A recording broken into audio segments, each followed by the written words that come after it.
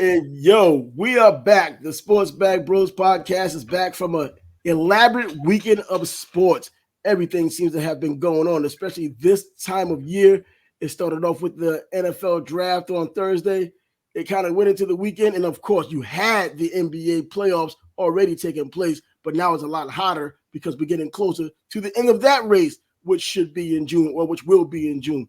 Nevertheless, we got a little bit of catching up to do just on the football side. The NFL draft touch on that, but the NBA is now in full-fledged, and it has to be talked about. Can no longer be ignored, can no longer be the side chick.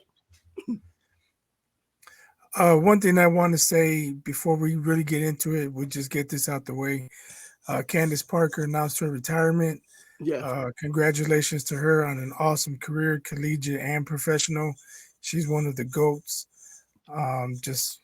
And she does a really good job discussing basketball on TNT, TBS, and all that. So props to her.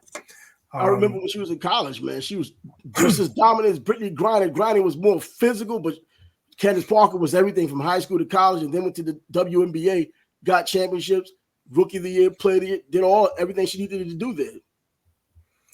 Yeah, I don't know. This is probably a subject for another day, but I'm seeing reports that Brittany Griner's a dude. She's having a baby. Yeah, I heard she's having a baby. Well, she's not having the baby though. But anyway, man, let's move on. Let's get to the draft. Going by that voice, man, you can't tell. But yes, man, let's talk about the weekend that started off with the NFL draft, and now we're here. Obviously, we were on Thursday with the live broadcast for the first round, at least most of the first round. The worst kept secret in all of football ended up turning out to be true.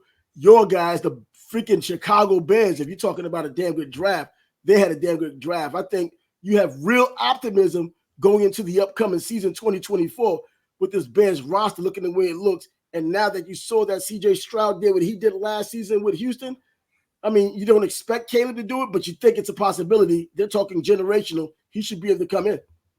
Right, and we've talked about this before the draft when the Bears picked up Keenan Allen. Yeah. There's no excuses for Mr. Williams. None. Caleb, you have all the weapons. They even gave you a couple more. They picked up Roma Dunze, and that's the guy I wanted. If he had gone sooner, I think the Bears would have been kind of in a quandary because they wanted Rome also. Would they have taken Bowers because they wanted a receiver, or would they have taken an offensive lineman, but would have been the second or third best offensive lineman? So these fell exactly how I wanted them, and I think how Ryan Poles wanted them too. And if you see Caleb Williams and Roma Dunze, they're on the plane together, they're flying together, they're getting along like best buddies. So that's good to see. And if you follow this show, you watch us, you listen to us on Spotify, whatever, you know that I didn't want Caleb Williams. I wanted Jaden Daniels. But I have to say, I like how Caleb has been acting since getting drafted. He seems happy to be a Bear. He's getting along with Rome. He's excited to get into Chicago. He came up with the Bear Claw sign. He's all in for the Bears. So I like what I'm seeing from him. Yeah, this is the kind of draft and now the kind of team that you see these people put together. The pieces put together. DJ Moore last year. Now you look at DeAndre Swift coming in as a running back. You see all of these things that are happening with the Chicago Bears. The wide receivers are taken care of. They finally get it right, allegedly, with the quarterback. Seems likely they're talking generational. Most times they talk generational, things kind of work out, but if they don't work out, they still did solid, just not as expected. But I think he can do better than and should do better than what Justin Fields has done, because he wasn't this athlete that ran around. He actually read defenses. He actually threw the hard passes, and the entire passing tree was accurate the times he's played. Oklahoma and USC got himself a Heisman Trophy because of it, which doesn't really mean that much, but we've seen it, the eyeball test. People started not liking him only because of what was said, what was rumored, and all that other nonsense that has nothing to do with what happened on the field. Nail polish, dresses, all that stupidness. Now, this is one of those teams that if you're not a Bears fan, you're just peeking over there just to see what's going on. Just like things turned out for what C.J. Stroud was doing in Houston. You're not a Houston Texans fan, but you want to see this young dude continue to develop. they have a lot of players now, that young players and now some veterans that you could watch develop. The Chicago Bears may have something to say, will likely have something to say going into this season. Injuries obviously is a factor, but as it stands right now, there's no way they could be ignored. Right. They have definitely upgraded the roster. You talk about their top 3 wideouts. Of course, Dunze's a rookie, but he comes with a lot of talent, a lot of production in college. I don't know, but he's coming in with no pressure because he's wide receiver 3. It's not like he's coming in wide receiver 1 expecting to carry the offense, to catch 100 balls, scored 15 touchdowns. He's going to come in and he's going to back up Keenan Allen and DJ Moore. And you talk about one heck of a backup, man. Plus, they added DeAndre Swift. They got Komet. They added Gerald Everett, and who I think he's a better pass catcher than Cole Komet. I don't know about his blocking, but I think he's a better receiver. So Caleb Williams has no excuses. He's coming in, I think, under the best conditions a number 1 pick has ever come into. And I'm thinking that you have. I said that after the Keenan Allen trade, not like everyone's saying now. I said that a month ago. Exactly, but I'm saying now you look at a situation with that being your pick number 1, your 9th pick in the draft. You're now talking about a 3 wide receiver set, which may be pretty prominently configured in what they're doing as well, giving even more of a problem. We've seen that 3rd wide receiver that wasn't that marquee guy, at least not yet, work in the NFL before. We saw Oz Hakeem doing the same things when he was playing as a 3rd wide receiver. We've seen these 3rd guys get their shine because, the 2 stars were out there doing what they were doing. It left a lot on the table for the 3rd guy to do something too. And as a rookie, I can see that happening as well. And with the way things are going, the extra games and all that, there's going to be the rookie wall. But I think that's more for like the grinded out players more so than the receivers who don't really get a lot of physical contact throughout the season. And that's true. The Bears are a team I could kind of look at and wonder on a Saturday like that on Sunday and see exactly what they're doing. How's it doing? Looking at the stat sheet, fantasy football is going to be more fun for people picking these players on the Bears now. Well, one would hope anyway, right? Yeah, right. In a perfect world, and nothing's perfect. Even in an imperfect world, I think they're almost too good to be terrible. They're not, they're too good to be terrible. I think they're still too good to be bad. If they fall average, it still falls into what happened last season, but probably a step further. But at the very least, you'll get to see where Caleb Williams is and how his trajectory is going at some point in the season. Is he getting better? Is he at least consistent? You're not getting the ups and downs as much as you were getting them with Justin Fields. I think you're going to get a lot from this team now. I mean, it's a whole team effort. It's not just relying on him. Right. And I like that they also addressed the offensive line. The offensive line was decent, but I wouldn't call them very good and definitely not great. But they traded for Bates from the Bills, so they shored up their center position. They drafted another tackle. He might be a project, but people are high on him. He's very athletic. So, keeping Caleb Williams upright is of the utmost importance. Yeah, exactly, man. So looking at this entire draft, of course, we probably watched most of the draft. And if nothing else, you probably just looked at who took who after the draft, whether it was the first round all the way to the last round, which is the 7th round. In the first round, or what player do you think, whether first round or any round, is a player that you probably thought was overvalued at all in this draft? I'd say 2. Michael Penix Jr. and Bo Nix. I think they went higher than everybody expected. I think those were probably reaches on the part of those 2 teams. Maybe even J.J. McCarthy, but people were talking about him in the top 10. But who knows what Atlanta's thinking? People are upset. Well, you got Kirk Cousins. Kirk Cousins coming off an injury. He's no spring chicken. Definitely. So I'm not mad at the pick. I just think they probably could have gotten him lower in the first round. They didn't have to get him at 8. Yeah, I've seen some mock drafts, at least a lot of mock drafts that had him in the 2nd round, even though it was early in the 2nd round. Bo Nix late in the 1st round and kind of tweeting into that 2nd round as well. So both of those guys jumping up was surprising. But then when you look at it and get a real perspective about it, you think 6 quarterbacks in the top 12 picks. Never happened before. It's happening now. I think we're playing chess, not checkers here.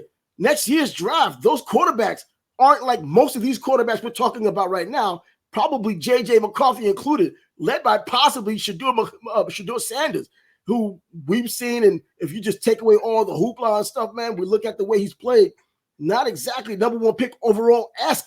Someone can overtake him easily in this upcoming season.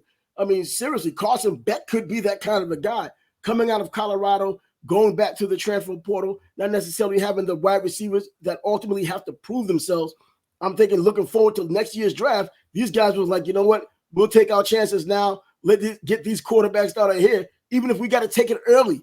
That windfall of quarterbacks is now there. We'll see how they ultimately do. But if I had a player that was, I believe, was overvalued, but may just fit the bill, Ricky Pearsall, the wide receiver who ended up going to the 49ers out of the University of Florida via Arizona State. I watched the guy in person, and I remember watching him a couple of times before that. I was like, yo, bro, this guy's freaking good. He's damn good. But people don't like to really look at these players and say they're good because the Gators weren't that good this year.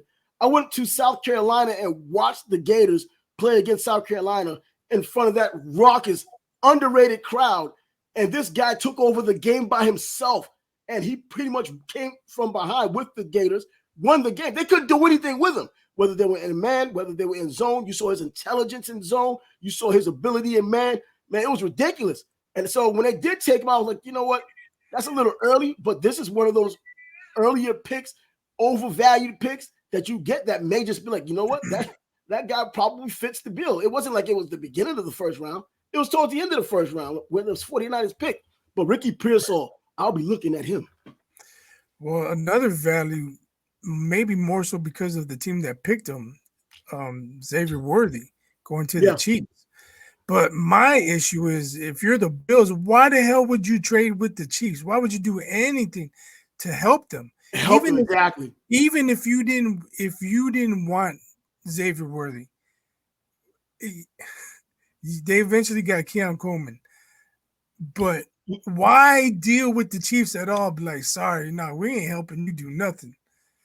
And they ended up trading down, and then they traded back again, and then they got Keon Coleman.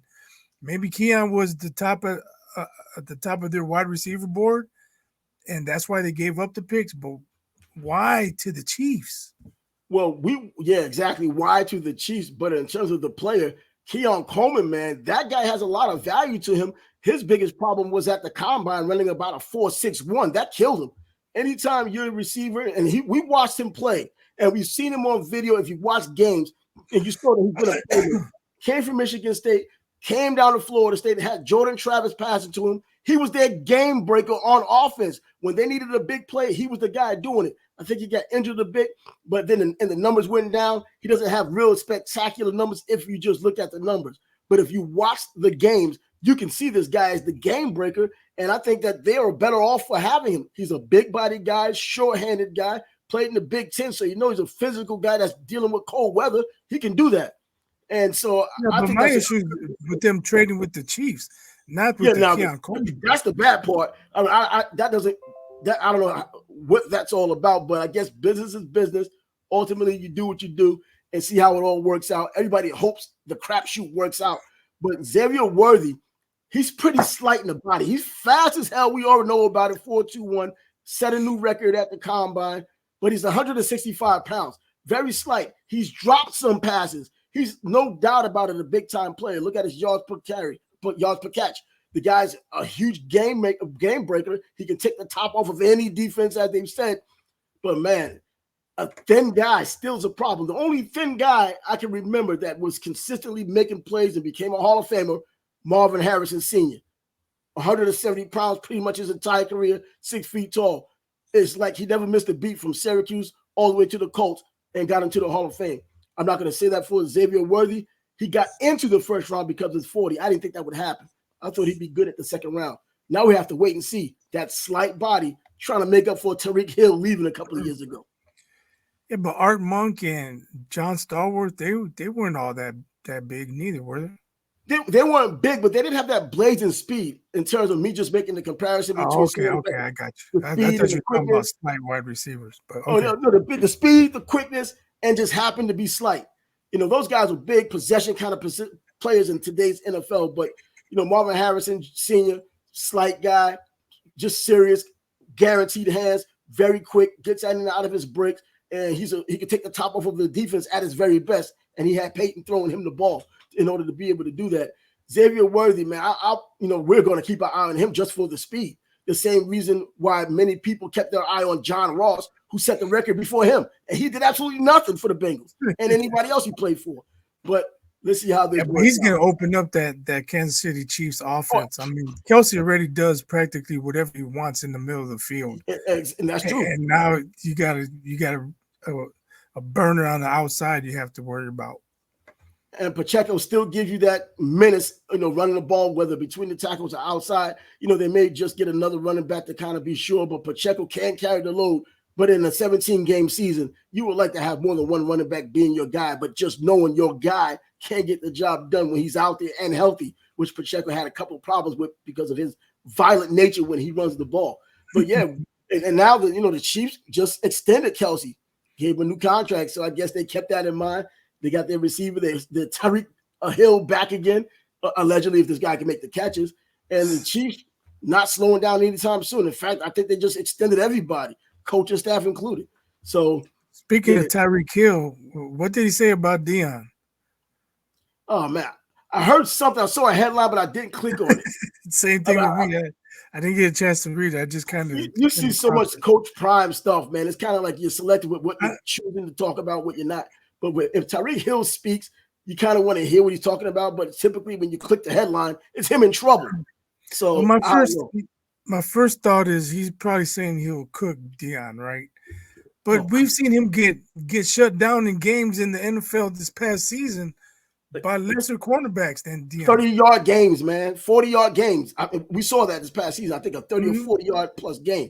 I mean, come on, man. I mean, we'll put Darrell Revis up against you. I guess he says he must be thinking, these basketball players are saying they'll cook Jordan, they'll do this, they'll do that. So I guess he's just following suit.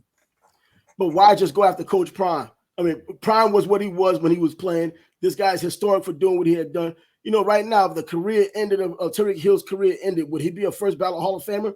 Has he done enough to be a first ballot Hall of Famer? I think there's debate about it, whether he would be right now. Ballot. I don't know about first ballot. He'll ultimately get in there, but first ballot, no.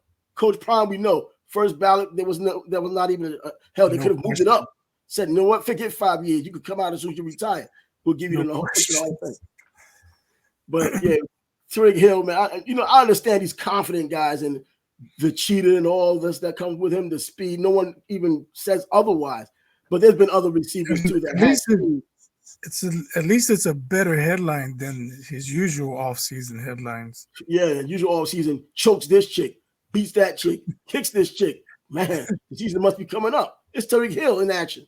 That's how it's been. But anyways, man, yeah, but as far as the NFL goes, that's pretty much what I was thinking about Ricky Pearsall, was that overvalued pick that may actually live up to the value. It's not the first time the 49ers have done something like that when they thought it was a value pick, like J.J. Stokes years ago. He was supposed to be the next Jerry Rice. They traded up to get him, and he was not the player they expected. I mean, he came here in Jacksonville. He was even the player they expected. But he ended up with the Patriots and got himself a ring without having to really play. So, yeah, man, these teams make these mistakes. It's not an exact science. It's who can do it better. Yeah, I got to give another shout out, Chicago Bears fans.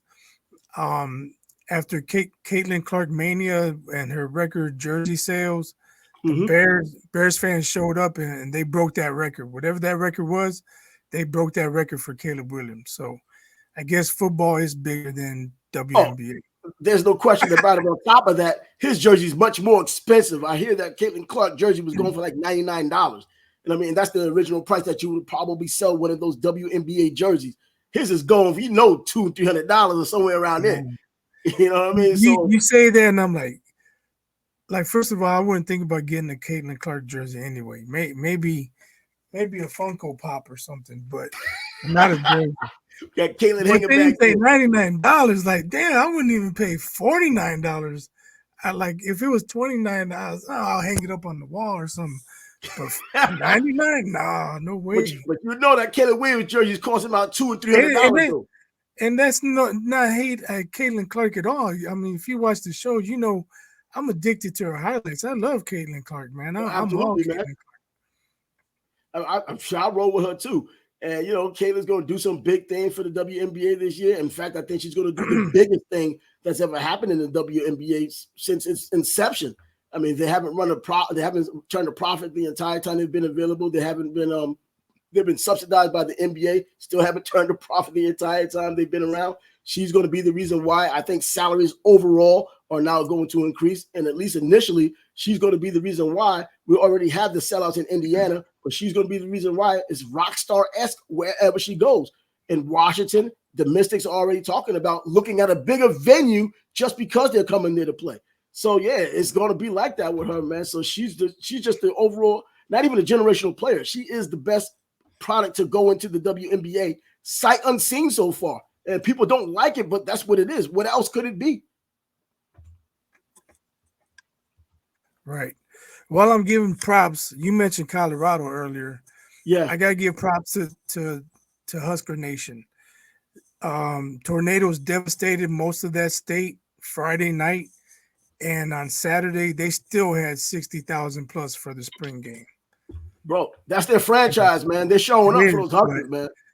You know, I thought, wow, that stadium's going to be empty, but it wasn't. They had 60 plus, and it wasn't totally sold out. But hell, I mean, if your house got blown away, are you going to the spring game the next day? You know what I mean? But you know what? That's their franchise, the state of Nebraska. I mean, you can even go back when there's anything that supports Nebraska. I mean, I think Creighton probably does some sellouts for their small stadium, for their small arena when they play in basketball. But Crawford came to Omaha to have a fight. You saw that place sold out. It was jumping, man. Come on. I mean, so yeah, I know those Nebraska fans always show up, and as volleyball had shown us last season, they're going to show up. These people are going to get out there and after it. Now, you said you saw the game. And you seem to have been pretty satisfied with what you saw. What's going on with that spring game they had? It didn't look like a primitive offense. It didn't look like they were calling plays for a quarterback who couldn't make the throws. And it's a spring game. It's a scrimmage. Yeah. But the eye test, Riola makes the throws, man. He's got a good arm. He looks like he's legit. He's going to bring that offense into the 21st century. Yeah, I'm glad he was able to come in right now, you know, coming straight out of school, getting a chance to go there. There was a lot of stories, you know, going from school to school and all that nonsense, man. He's where he needs to be. His father was there, made a legacy there. And that spring game is typically for the fans. You know what I mean? You're not really showing anything, but at the least you get to see those things you talked about. You get to see the strong arm. You know what? That same route may not be available in the game, but you can see his arm strength. You can see how it is now, and it can only get better. This is just the beginning of wherever he's going to end up, you know, as a Nebraska quarterback and possibly as an NFL quarterback. So if this is the beginning of it, this is the benchmark, and you can only go up. That's satisfying, especially for the Husker fans. And looking at that quarterback play from last season, it was just atrocious. So I know it's welcome to see something like this. But I think you mentioned all of his bouncing around, his commitment here, his commitment there. I think he is where he's supposed to be. Yeah. It was probably an issue with Scott Frost. Maybe they didn't like what's going on with Frost, but he definitely likes what's going on with Coach Rule. And he was emotional. He talked about doing the tunnel walk. Yeah. If you're not familiar with it, that's Nebraska's tradition. Fans line up in the tunnel. They come out through the hallways. There's a horseshoe that they tap, and they run out into the field. And he said, I remember standing on the sidelines with my dad when other players walked by when I was a kid. And he's like, now I'm doing the tunnel walk. Like he was emotional. Yeah. And that's what tells me, like, he's where he should be. Yeah, absolutely. I mean, in Nebraska through and through, you know, he's the legacy kid if there ever been a legacy kid out of school. You know, Dominic Riola wasn't just a regular player, man. He became a star player, and in the NFL was a solid player as well. So, I mean, coming back to a school like Nebraska where football is probably bigger there than any NFL team that anybody root for in the state of Nebraska. You know what I mean? That's just people bleed Husker red there, and no question about it. So being where he belongs and having a coach who can help you improved there. Been in the NFL before himself, coaching over there in Carolina, now in Nebraska. We looked at this years ago. I remember Bill Callahan first came to the Nebraska, and they saw that spring game had over 60,000 people then. And they saw him throwing the ball forward. They was like, wow, the ball can actually go in the air forward, because they were so used to all the running around before that, or the option quarterbacks. It was right after Tom Osborne. So there was that was something completely new to them. And I'm thinking college football is always good when there are certain teams that are doing well. Nebraska doing well helps college football. As much as you may or may not like Notre Dame, when Notre Dame is doing well, it helps college football. There are just certain teams out there. College football is better overall when those teams are doing well. Hopefully they turn it around. They got to get to a bowl game this season. Well, the defense was there. They just missed the bowl game with the quarterback play they had last season. That was pretty damn atrocious. You would be hard-pressed to find another team that had bad quarterback after bad quarterback just backing up and still had opportunities, because the defense played as hard as they could possibly play, and they were still undermanned. So I think that with the recruiting that's brought in, I don't know who came in through the portal. I think Matt Rule has something going in. I think this is his long-term plan. I don't think this is one of these I want to stay at Nebraska and you jump ship kind of jobs. Nebraska isn't that kind of job. Well, speaking of, he has, what did you say? He has his thing going. I don't know how many schools can say this, but Nebraska football has had 0 guys transfer out. They've had a few transfer in. They've had a few transfer in, but they've had 0 transfer out. That's amazing in this day and age. And that tells you, the kids are getting his message and they're all in with him. And that's always a good sign. See, those little nuances like that let you know that there's continuity and belief in that program. You hate just continuously bringing up Coach Prime, but every time there's something talking about Coach Prime or Colorado, it's like feast or famine when it comes to good or bad news, or just entertaining news that's not good or bad for us, but just good or bad for them. Players leaving. But you know what, I think their starting running back is transferring to Nebraska. He's going to play him in week 2. See, and there we go right there. See, luckily those two aren't in the same conference anymore. Nebraska's in the Big Ten. Now, Coach Prime and his team going back to the Big 12, coming out of the Pac-12. So they won't get a chance to play each other anymore. Not as much. But anyways, looking at what Coach Prime has done, and what's his name? Kamani McLean leaving Colorado. But you know what, though? I think Coach Prime got a raw deal there in the way that some people are treating him for doing that and making it seem like his boisterous ways or the way they would do it and the way he's doing it, they differ so much you can't really get what he's trying to do or get what he's actually doing. You get all these people talking about how lazy this player was. Talented, there's no question about it. He wasn't putting in the time in the film room. I hear he was hiding in the bathroom so not to go to practice. That's craziness. What is Coach Prime supposed to say? I mean, if he's asked about it, keep it in-house, yeah. But if you're asking about it, why is so-and-so doing this? Now you're at a point, not why is so-and-so doing this or not doing this. Why is he gone? You got to give him an answer, because other people are saying other reasons why he's gone. And so now when the multitude of people are saying practically the same thing about him being lazy and kind of being a diva, now you're going back to his high school days. People start to talk nasty about him there. Man, I think you have to listen to Coach Prime sometime. You might not like his delivery, but he's not saying too many things that are lies when it comes down to the way he runs his team. That's true. He has no reason to lie. He usually tells you what's on his mind. He'll tell you straight up. So we'll see. But it's just crazy how so many guys transfer in and transfer out from Colorado. Oh, absolutely. And that's a whole new phenomenon, especially for him, the way he had taken care of it last year. Over 80 total players coming in last year, because right after spring practice, I think they planned it where everybody pretty much left the program. I mean, and it was kind of addition by subtraction, because you know what? That was the team that didn't hardly win anything the year before. So you get 4 wins this upcoming season. So they quadrupled what happened the year before. So it doesn't, so there was actually improvement. Now going forward, he's going to be held to more account now. Boosters have come out. Everyone has come out. I don't think the celebrities will be on the sidelines this year other than himself and now Warren Sapp in an undergraduate position, but not a grad assistant position pretty much. So I think, it's to be determined with him. Talk about other teams that are expected to do some things this year. And college football, this upcoming season is going to be interesting. I mean, Nebraska is going to make their move. Miami may make their move. Damian Martinez coming from Oregon State, committed to Miami. That's huge news. This guy's been the best running back in the Pac-12 the past 2 seasons. Now he's in Miami, and Miami could use a running back. But there's so much going on. And go back to what you said about what Colorado, people in Nebraska not leaving. Dabo Swinney, we talked about that last season. No one was leaving Clemson, but he wasn't accepting anybody to transfer portal either. And that's why they were losing. And now he had to change his ways to get back to his winning ways. Yeah, but let's get to this NBA, man. The NBA is here, man. It cannot be ignored. It can't be the side chick.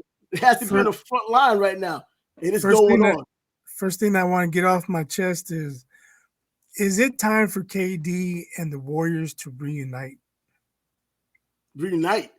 And if they do reunite, do they win anything? I don't know, but that's his best chance.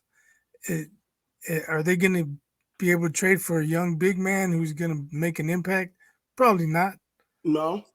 So why not go for KD? You know what? Going for KD now at this point in his career, several years removed from the championship they all had gotten together, might not get you any result other than them playing together again. Because now you have so many good teams that are now in the West, young teams that are now in the West. You still have that Oklahoma City team. We know about that Minnesota team that Anthony Edwards is going batshit out there, man. I'm just saying, like, it's gone so poorly for KD since he left the Dubs. Hey, maybe it's time to maybe it's time to go home. Is it home? I don't know. I don't know where home is. He was in OKC for so long. I'm about to say, let him go home there. Let him go there, man. Go to OKC. He wanted chips. I don't know. OKC's got a good thing going on. That's what I'm saying. They got a good thing I don't know going. if they want the old head coming in there and shaking things up. At least exactly what happened. At least in Golden State, he played 3 years there, and 2 they won chips, so he can fit. Oh yeah, he can fit though, but there are a bunch of old guys trying to fit together now. You have wounded guys because Clay is not the same player anymore. Yeah, Draymond, is he really the same player, or is he anything special to begin with? It's still KD, man. He opens up things for a lot of people. He does. But now we're gonna talk about another year into his career. Clay might find the shot. Who knows? Man, I just don't see it. If you're Mike Dunleavy and you don't know how to get yourself out of this position, best way is, we're just gonna go down with the ship. Let's bring KD all full steam ahead. Let's see what happens. Man, they've been on top of Mike Dunleavy for a minute since he came into the job, making bad moves, getting Chris Paul, all that kind of stuff. Man, this guy has to do something. If he gets KD, they don't win anything. He's out the door too because of that move, man. He's dead if he do dead. Hey, but at least he took his shot. I mean, because what are the options? Who's out there that can come in and take Golden State back to championship? No one. Well, okay, so yeah, no one, including KD. Right, when you say no one, I mean there are guys, but most guys aren't available. I'm talking about guys who are available and who can make the move, have the history, have the chemistry, possibly. You get Al Horford from the Celtics. He's 52 years old. Al Horford, bro. Shoot, no disrespect to Al, man. He's had a great career. Oh, he has an absolutely phenomenal career. But this isn't the kind of guy you want to add to your team and then expect big things from your. Yo, bro, we got the missing piece now. Let's get this chip. That's not happening with him. But he's better off to stay where he is right now, man. KD keeps trying to make these super teams. Didn't work in Brooklyn. Doesn't look like it's gonna work in Phoenix. I mean, they got swept. Yeah, but they do have 2 rings. And Ant let him know about it too while he's giving it to him. My man was a messenger. He was giving it to him no Vaseline. And he's like, yo, I'm giving it to you with no Vaseline. Man, damn, Ant, you said it all. Be hard. Now he just went soft. then he had the exclamation point dunk in Game 4 last night. Oh my gosh. And it's crazy because conspiracy theories, they're trying to say he's Michael Jordan's son. They got him half screen and Michael the other half screen. You're like, yo, they kind of look alike. Bro, he got crazy hops. He's crazy athletic. Oh man, He played in Atlanta. wow. Mike played in Atlanta several times, man. This guy's from Georgia, so you just don't know. It may have happened, man. The way But things you go know, down we these days, talked and about back then. the T-Wolves giving Denver trouble with their size. Yeah. And look, Denver, I think they're sleepwalking right now. You know, they still slept. up 3-1. Yeah, they sleepwalked 3 quarters against the Lakers. All right, let's start playing. We come back and win. Game 4, I don't know if Murray is 100%, but he's missing layups. Jokic was missing layups. Yeah, they started off bad. MPJ was missing wide open threes, although he hit a bunch of threes. When the game was on the line for them to come back and take it, they missed shots that they weren't missing in games 1 through 3. And I think they're sleepwalking right now. And Jokic even said, you don't get bored playing the same team, blah, blah, blah. Well, that's why you got to play game 5 now.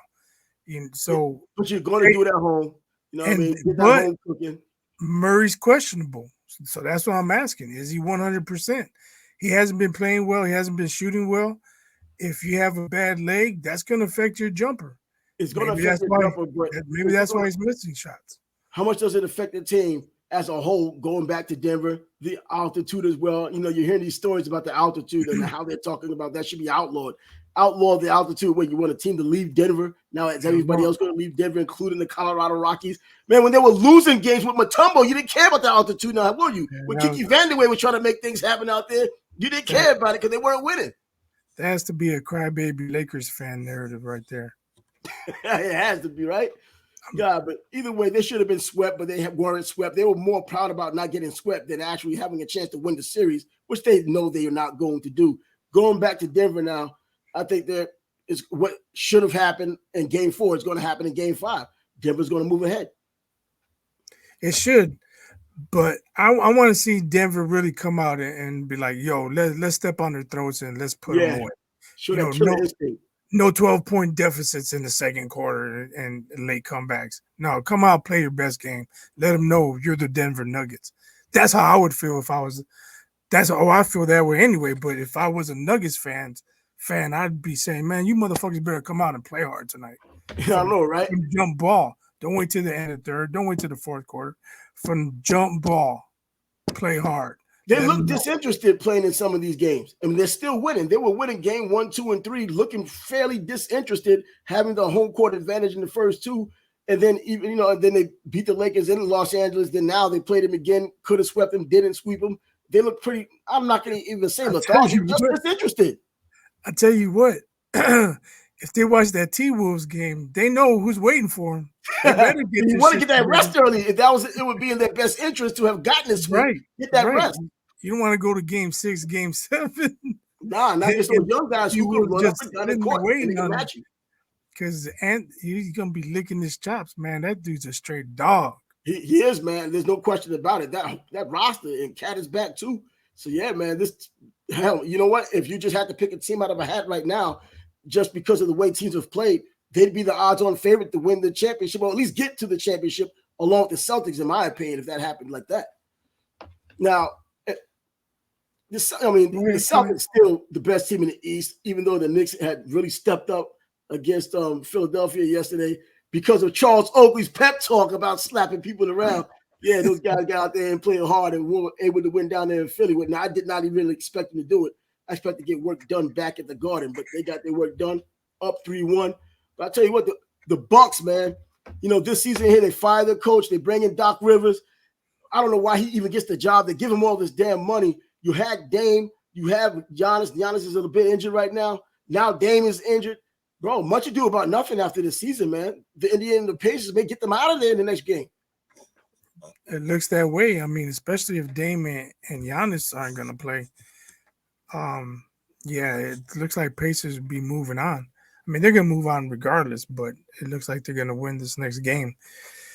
I don't know what can we really say about Doc. If Giannis isn't available, if Dame's not available, I mean, can you really hold him accountable? You know what? Well, during the regular season, they weren't doing much of anything. He was brought in for defense, and there was really no defense, no real show of defense or changing what they were doing from when he first came there. He was supposed to be this defensive coach, and you didn't see the numbers change too much in the regular season. It's just a continuation now without your players right now. Chris Middleton is the one who has to step up. He's the lone man out there making things happen, trying to at least, and they can't get it done. Milwaukee, their window probably is closed, not even just this season, but probably moving forward. Dame, if there's a real Achilles injury there, or it's just a sore Achilles, that's a problem. We saw what happened when Kobe hurt his Achilles. He actually ruptured his, and he certainly wasn't the same player when he got back. Yeah, I've never heard of a sore Achilles. I've heard of ruptured Achilles. That's it. That's what I'm thinking. You got a sore Achilles. It's on its way to getting ruptured, and you're pretty tentative about using it or jumping off of it. Yeah, if you feel pain in your Achilles, there's something wrong down there. Yeah, exactly. You might catch a cramp in your calf or in your thigh or hamstring or something, but your Achilles, you feel pain there. That's usually a spot you don't feel pain unless you get hit there. Exactly. You almost don't know what's there until it bothers you. And if it's bothering you, that's a bad sign. And especially in a game like basketball where you have to be explosive so often, or even just running down the court on a hardwood floor, regardless of the support you may have in your shoes, your Achilles is going to be a pain in your butt, man. And just what you don't need, especially when they up the ante in the playoffs and people are willing to go down hard in the playoffs, being dogs in the playoffs. These teams that probably shouldn't be there, that are working their way through. You don't know what the next Miami Heat team from last year you might have this year that's working hard just to get to where they're going, playing harder than you. You can't play on that bad Achilles. But I thought Giannis is coming back in the next game. But even with him back in the next game, I still think in Indiana, they're still outmanned because Halliburton still hasn't had his phenomenal game yet. Yeah, Giannis would have to have a monster game. It just seems like the Pacers have their number now. And it's probably going to look that way as long as Dame and Giannis are out. Giannis coming back, is he enough? I don't think he is. No, you kind of glossed over your Knicks, man. Don't you want to talk about Brunson? Oh, no, I didn't gloss over. I just mentioned them in passing when I was talking about them. No, those damn Knicks. Jalen Brunson finally playing. Oh, no, finally playing. I want to come back to them. Hell no, the Knicks just off the hook. They did something, man. 47-10, and they only had 90 or 92 points. Playing defense. That's what Tibbs brings to the house. He was responsible for 67 points. He was just that's the way he needed to play. The first couple of games, even in the games they won, he wasn't playing like he had done all season. I was thinking, damn, we got one of those guys. He did it all season long, and now he's going to just leave it up to the entire team to kind of just put their piece in and whatnot, even without Randall. And he comes out, he shows up, and he just absolutely kills it. I mean, free throws, everything that he touched turned into gold yesterday. On the road, that raucous crowd, but a bunch of New Yorkers came south to Philadelphia, which is just 2 hours away, and they showed that support, and they gave it to him. And I'm glad they did, man. But the Knicks, look, Hart playing well. You got guys stepping up when they're supposed to step up. I remember throughout the season, DiVincenzo, he was another one. Dante DiVincenzo, he was nasty as they kept showing how those guys all played together at Villanova. He and Brunson and whatnot, they played at Villanova, got the championship there. They're reunited, and you're getting close to championship caliber basketball now. But Brunson's legit. Definitely in the MVP argument. May not likely get it, but definitely in the argument. He's not that second tier, that third tier guy. I heard someone say just a couple of weeks ago. Oh, he's just below the elite players. I don't know, man. I think he's invited himself to the dance at the elite level. If you think about it, if I'm Mark Cuban or whoever his GM is or whatever, like, why the hell did I let him go? We got Kyrie, now we got him, but like last year, Kyrie didn't really help him out much. They could have just had Jalen Brunson all along. He was starting to bubble. I don't think he's really doing what he's doing right now. He was never asked to be the leader of a team. The Knicks just took a chance because, the Knicks take chances. But he was still a young player on the come up. He was ascending, and they got rid of him or they let him go. Why? I can't even remember what they got. He's playing too well. He's playing too well. He's going to take over for Luka. No, we got to get him. Maybe he might hit the wall. Maybe they thought that way. Or maybe some things are just so grounded around what Luka can do. And then I guess they figured that, we could give a piece like that away because Luka's going to be the guy we could build around. Then ultimately they brought in Kyrie, another old veteran guy.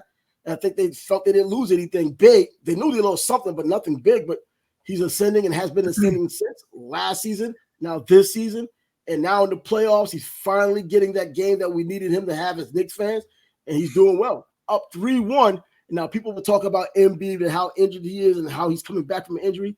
And I think you and I are talking off the air, talking about how he might have gotten tired being out there because he has missed so much time. But, man, I mean, and this is, remember the last game, they were a bit demoralized. They shouldn't have lost the game at the last game at the Garden, at least. They shouldn't have lost that game because of the timeout situation. They're past that now. Everybody's back to ground one. Did he drop 50 in game 3? 50, yep. Dropped 50. Yeah.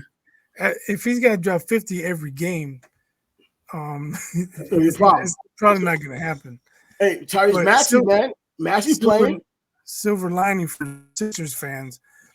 A lot of the shots Brunson was hitting, he was wide open coming off pick and roll. You know that's what? An adjustment Philly can make. Like, don't go under the pick. You got to stay on him. They were talking about that during the game. When the Knicks were missing those shots in the beginning. I think they were 1 for 6 in the beginning. They were like, it's not the fact that they keep missing shots, but they're getting excellent looks and missing shots.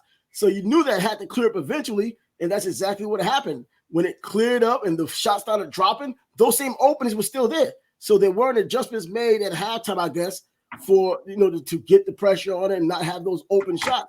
And he was making them. And then he also did the mid-range game. I mean, that was looking good too. Yeah, he found his jumper. That's for sure.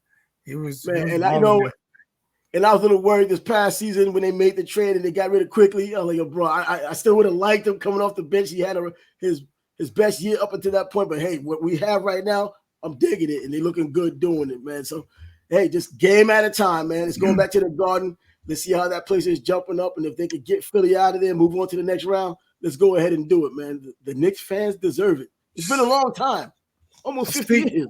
Speaking of the Mavs, they almost came back from being down, 31, 32 or something? Yeah, I saw the score. That's why I turned on like, bro. Ultimate collapse. Like, never mind. Wow, but Harden, I don't know. If it was game 6, they would have blown it. But since it was game 4, Harden stepped up at the end. He won that game for them, or he closed it. Hey, he might be a new day for him. Who knows? A new day. He has new teammates. So I guess, but he has quality teammates this time around that are healthy for the most part.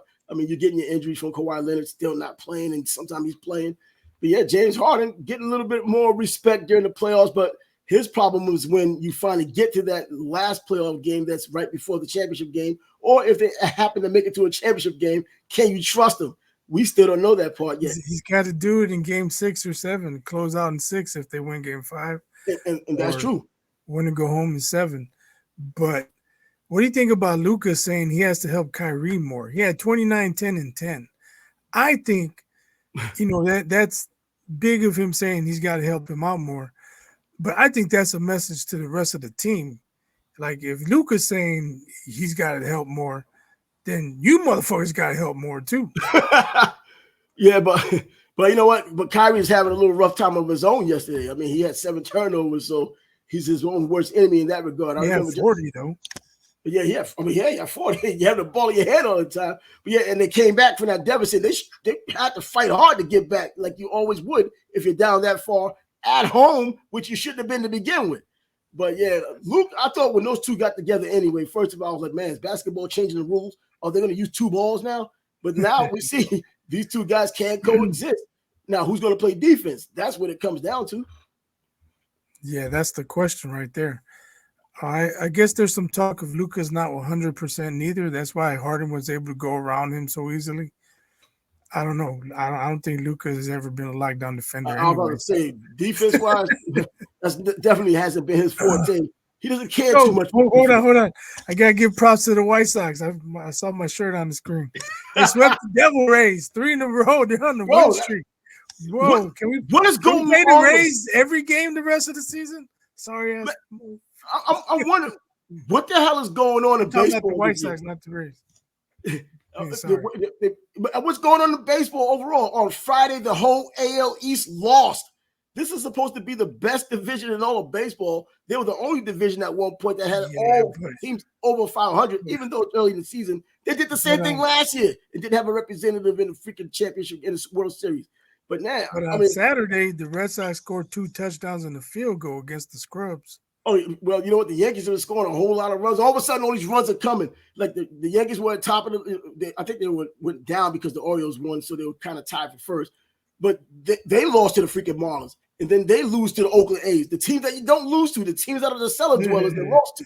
Like, what the hell's going on here? And then you see the Rays now, who are always a Yankees pain, losing to them, getting swept by Chicago.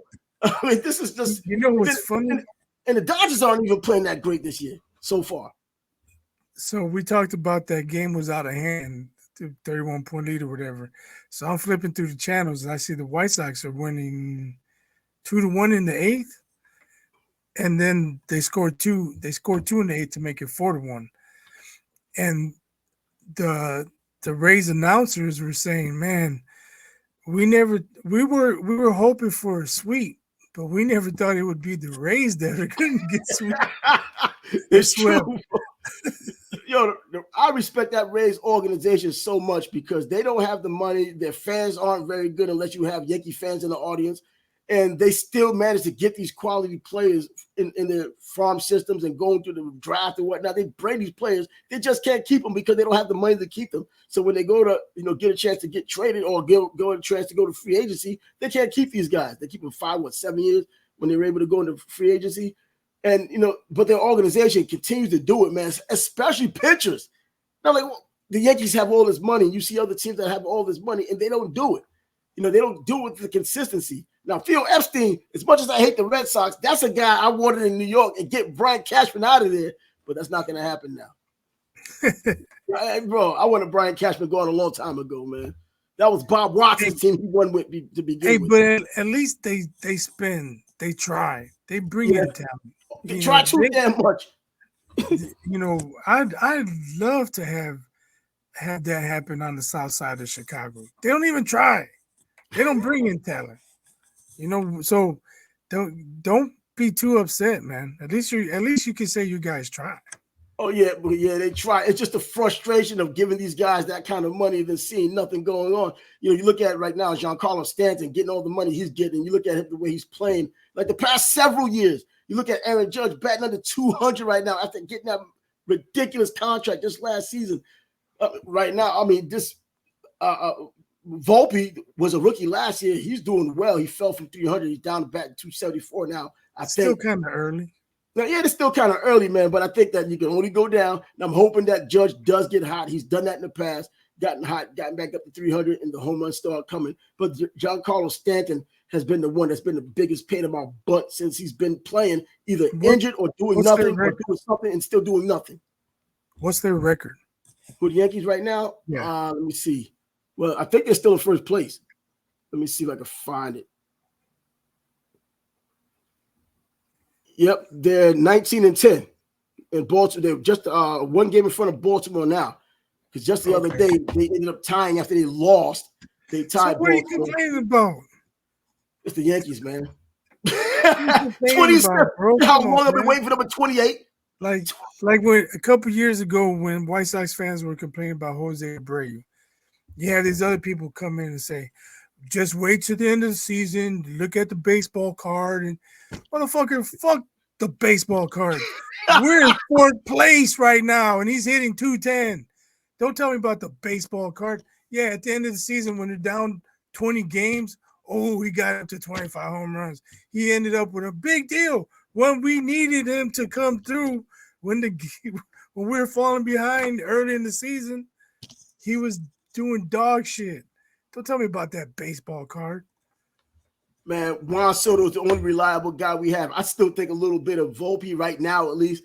They were a little bit more reliable, most reliable players in the team right now in terms of hitters. Man, it's just the guys that are getting paid the big money aren't delivering, man. You have Judge back up to his old swinging like a windmill days. I'm not even going to call it ridiculous because that's already known. It just bothers the hell out of me. He's a better hitter than that, man. I'm surprised that he played as well as he's been playing as a hitter in the past. this year he just gotten off to a stinking start, man. It's still early, man. Yeah, it's still early. I wish I could complain about my team being in first place. Man, that's that Yankee nonsense, man. I've been pissed off since we haven't got number 28. But here's an observation that I have to share. Is it me, or are the Lakers the Duke of the NBA, where they get a lot of calls, they go to the free throw line more than their opponents, and then when fouls get called on them, they're the biggest whiners? Well, yeah, the Lakers, and look at the makeup of that team, though. You have whiners on the team. All right, I just want to be sure, because it's annoying watching them, man. Like the Nuggets will have 7 fouls, Lakers in the bonus, and then D'Angelo Russell will bump somebody. They'll call a foul. He's throwing his hands up and complaining to the ref. Motherfucker, you fouled him. What are you whining about? Bro, I guess that's how they get down. But we won't have to worry about that too much longer once they get back to Denver. Come on, this game, if they put their foot in their neck as they're supposed to, this should be a double-digit victory in Denver. Yes, blame the altitude again if you want. But I think the better team is just going to win. And now what's next for LeBron? Waiting for the draft, for his son to join him? Come on now. That shouldn't be happening to begin with. Come on. Keep your eligibility. Play another year in college, man. Another 3 years based on what you did last season. If the Lakers draft Bronny just so they can keep LeBron, because I'm pretty sure he's a free agent, he can go wherever he wants. There'll be some stupid they'll be stupid to do that, man. Oh God! Even in the second round. I mean, did Shaquille's son go in the second round, or did they not draft him at all? He still got a hookup for his son playing in the G League, I guess. I don't even know that story. Even Shaq was letting his son know he had to put the work in himself. But at least he had some measurables. LeBron's son, man, even when he was a high school player, he was just good. He wasn't great. He wasn't even special. He was just good. Mikey Williams was considered special, and I think he's just very good, not special. He's now down in the UCF after leaving Memphis with Penny Hardaway after that gun charge he had. Man, so when he was coming up in that era, I thought that he was just a very good player, LeBron's son. And he proved to be a very good player, nothing special. And it's hard to say that, man. And it's going to probably be Bryce James that ends up being the guy who goes to the NBA and does what people expect. Could be. We'll have to wait and see. I don't think a guy who averaged 4 points in college should not even. Come on, man. They should have a G League draft. He shouldn't even make it there. I mean, if he was a badass point guard who averaged 13 assists, I'm like, okay. I mean, he's got to work on his offense, but he can run the show. But he didn't average nothing. He didn't average no 10 assists. I don't think he averaged 5 assists. Man, he was closer to 0 than he was to 10 on all stats across the board. Come on. Yeah, that's what I'm saying. Oh, man. I mean, plus minus, they go to little frivolous stats. Plus minus, what was that? You know, and it's bad because it makes you seem like you're just talking badly about him because of who he is. No, you're talking. It's not my fault he averaged 4 he's points done a game. and what the possibilities are of him getting opportunities that other players who are more deserving should get. It's not my fault he averaged 4 points a game. And if it bothers you that I mentioned he averaged 4 points a game, well, grow some balls because I'm just telling the facts. If a guard averages 4 points a game, even 4.5 points a game, they shouldn't even be talked about when it comes to the draft or even the second round or even free agency. A guard. See, if you had someone like Dennis Rodman who had 5 points a game but 23 rebounds, you know what you're getting. This isn't it. Right. And it's LeBron, the power of LeBron in the NBA. This is what's going to happen if his son ends up getting drafted. But if he does go to the Lakers, I'm sure LeBron will get him on that steroid program he's on. So he might turn have a 50-year career too, averaging 5 points a game then too. He found a role in the NBA, hanging around for 45 years, averaging 5 points a game. And people wondering, how did he do it? Come on, don't hate me. KG said it, not me. You know, exactly. KG. And KG said it, man. He didn't bat an eye when he was saying it. And KG does a lot of talking. And if you had a problem with him, let him know. He'll give you some more. I mean, come on. That's what KG does. He wants that smoke. But anyway, yeah, you said the Denver game is coming on tonight, right? Because I haven't even checked. Yeah, they play tonight. Yeah, so this should be closed out Monday. It don't start till I think 10 o'clock your time. Bro, I'm gonna be assassinated by then. It's a late game. But anyway, man, we'll be back here on Thursday. You know, there's a fight this weekend coming up. Munguia and Canelo fighting. I forgot all about that. Bro, I'm still wondering, should I watch that fight? Because he's not giving us what we want. You were allegedly the face of boxing, and you did not give us what we wanted. We wanted Benavidez.